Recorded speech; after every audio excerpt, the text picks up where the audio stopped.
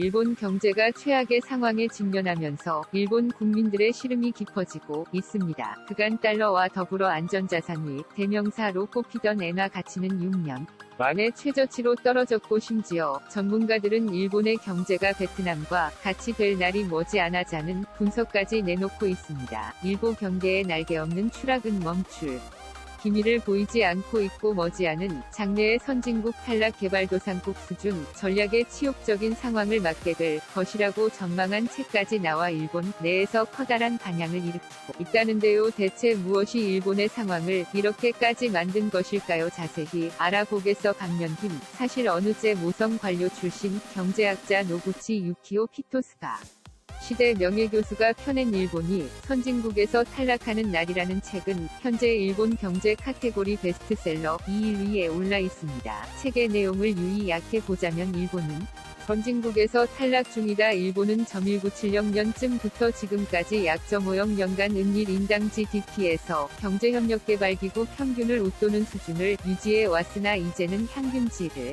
밑돌고 있다. 이런 추세가 이어질 경우 2030년쯤 일본의 1인당 GDP는 OECD 평균의 절반 수준으로 떨어질 것이다. 한국과의 차이가 갈수록 크게 벌어지는 것은 물론 말레이시아 정도에 그치지 않고 인도네시아 수준, 베트남 수준으로 떨어질 위험성도 있다. 이것은 그리 먼 훗날의 일이 아닐지도 모른다고 지적했습니다. 이뿐만이 아닙니다. 일본 내에서는 엔저 현상이 고착화되면서 빅맥지수 등 달러로 환산한 각종 생활 물가가 개발도상국보다 싸지는 등 일본이 싸구려 나라가 됐다는 자조적인 평가마저 나오고 있습니다. 엔화 가치는 역대 최저 수준을 유지하고 있는데 외환시장에서는 이런 엔화 약세를 이례적으로 받아들이고 있습니다. 그동안 엔화는 미 달러와 나금 등과 함께 위기 상황일수록 가치가 올라가는 안전자산으로 여겨졌기 때문입니다. 대체 왜 많은 그 가치를 잃은 것일까요? 그 이유를 따져보자면 아베 신교 전 총리의 영향력이 지대에 대한 분석이 나오고 있는데요. 아베 전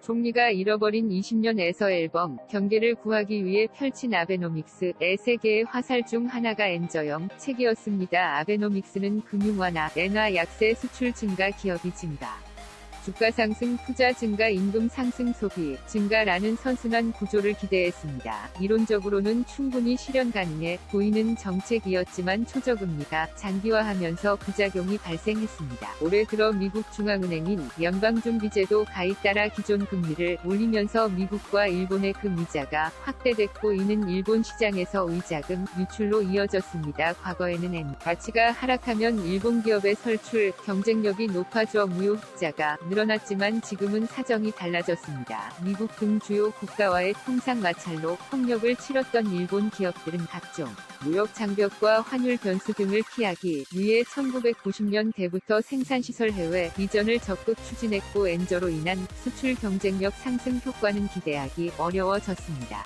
한마디로 엔저 현상으로 인해 발생할 수 있는 장점은 없어지고 단점만 고스란히 남아 일본을 가난한 나라로 만들고 있다는 것입니다. 심지어 일본은 전일 분기에 성장하는 유일한 선진 경제국이 될 수 있다는 분석도 나오고 있습니다. 엔저가 장기 추세로 자리 잡으면서 해외로 방기업들 기관 돈을 일본으로 선금하지 않으면서 수출 경쟁력 상승 효과는 약화한 반면 원유 등 원자재 수입 물가는 높아지면서 경제에 부정적인 영향을 미치고 있습니다. 무역 수지 적자 등 일본 경제 체력 약화 도엔화 가치 하락을 부추기고 있습니다. 일본의 2월 무역 수지는 약 6조 1600억 원 적자를 기록했습니다. 국제 원자재 가격이 급등하기 시작한 지난해 8월부터 7개월 연속 적자 행진입니다. 한편 엔화 가치 위 급락의 이유가 국력 저하 때문이라는 주장도 나옵니다. 호생미대 대하고 안마카베 아키오 교수는 최근 경제 매직 타임이 아몬드의 일본 경제가 영양 부족에 빠진 진상이라는 칼럼을 끼고 있습니다. 그는 경제의 힘이 떨어지면서 일본이 엔저의 부정적 영향을 흡수하는 것이 어려워졌고 가계 에너지 식료품 등 생활 필수품 지출이 늘어나면서 여가 지출은 줄어들고 있다. 물가는 오르는데 월급은 늘지 않는 것이야말로 최악의 패턴이다. 어려움에 탈출을 위해서는 뼈를 깎는 구조개혁에 나서야 한다고 주장했습니다. 말로만 하는 구조개혁을 쉽습니다. 하지만 우크라이나 위기에 따른 에너지 희소, 금속 목재 밀병, 국제 원자재 가격 상승이 두드러지면서 나쁜 엔저 경제 전반에 대한 타격은 더욱 커질 수밖에 없는 형국입니다. 무역 수지는 적자에 빠지고 일본 기업이 구매 경쟁에서 외국 기업에 밀리는 현상이 발생하고 국내외 금리 격차가 때문에 당분간 엔저 약사위 압력은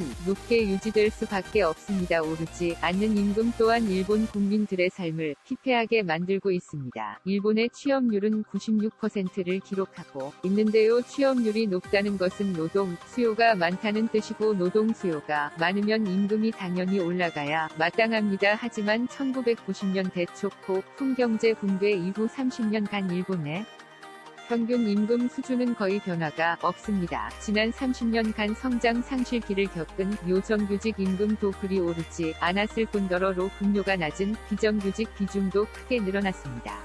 비정규직 비율은 거품 경제가 한창이던 기록하고 있습니다. 이 같은 현상의 원인은 일본인들의 국민성이 설쳐줄 수 있는데요. 일본인들은 조직이나 집단에서 배제됐지 않으려고 안간힘을 쓰는 경향이 있어 낮은 임금이라도 참고 계속이라는 성향을 보입니다. 누가 시키지도 않았는데도 일본 학생들은 거의 통일된 복장을 하고 취업활동을 하며 눈에 띄는 행동은 하지 않습니다. 이런 분위기 덕에 변화를 추구하려는 경향은 줄어들고 위에서 시키는 대로만 소동적인 삶을 살아갑니다. 이직 비율 동안 현저히 적은 데에 모음적 투자를 주저하는 일본 기업과 고용 불안을 건이 난 노동자 심리가 만물이 한정적인 효과에 머물고 있습니다.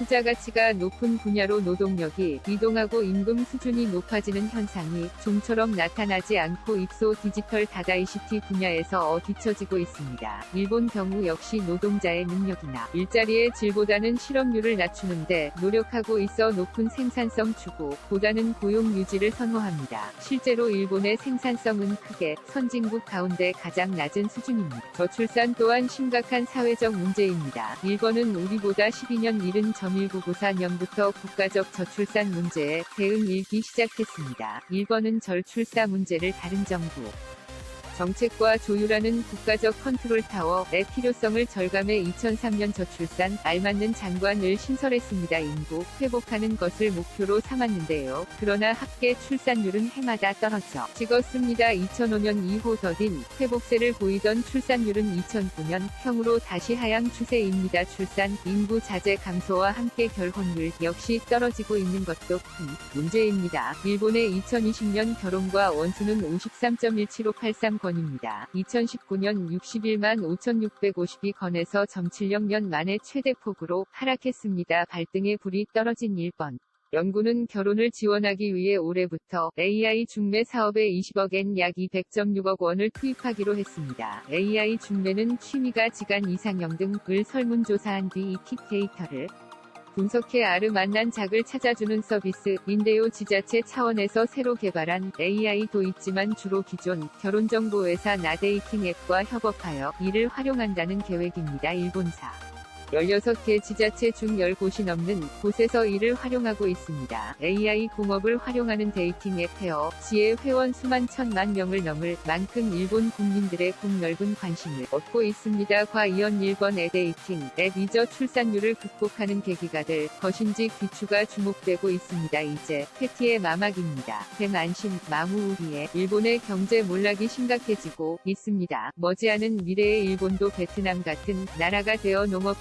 국가로 회귀할 듯 보이는데요. 우리나라는 일본처럼 되지 않도록 항상 혁신을 두려워하지 말고 과감한 도전으로 미래를 설계해 나가야겠습니다. 퍼펙TV 시청자 여러분은 어떻게 생각하세요? 퍼펙TV는 여러분의 생각이 궁금합니다. 댓글로 우리 여러분의 생각을 남겨주세요. 여러분 행복한 일은 매일 있습니다. 아무도 당신에게 상처 줄 자격이 없습니다. 다른 사람들이 아무렇게나 던지는 말에 상처받지 말고 오늘도 세상에서 가장 소중한 당신에게 잘해주기로 약속해요. 가장 큰 성공은 행복한 당신입니다. 그럼 다음 영상에서 봬요. 안녕.